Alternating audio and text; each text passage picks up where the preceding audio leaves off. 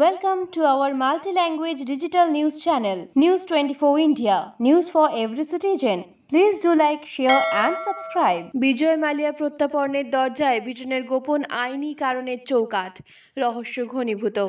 ফেরার liquor Baron বিজয় মালিয়ার ভারতে প্রত্যাবর্তন কিছু গোপন আইনি কারণে এখন সম্ভব নয় বলে জানালো ব্রিটিশ সরকার। যদিও সেই আইন জটিলতা কী বা কেন সে বিষয়ে খোলসা করা হয়নি ব্রিটেনের পক্ষ থেকে। গত মে মাসে সেখানের হাইকোর্ট মালিয়াকে ভারতের হাতে তুলে দেওয়ার বিষয়ে সবুজ সংকেত দিলে তাকে ফেরানোর জন্য তৎপর হয়ে ওঠে নয়াদিল্লি। এই বিষয়ে ভারতের বিদেশ মন্ত্রক মুখপাত্র অনুরাগ শ্রীবাস্তব জানিয়েছেন যে ভারত নিয়মিত যোগাযোগ রক্ষা করছে ব্রিটিশ সরকারের সাথে। মালিয়ার বিরুদ্ধে 9,000 কোটি টাকার স্বেচ্ছায় ঋণ খেলাপির মামলা হয়।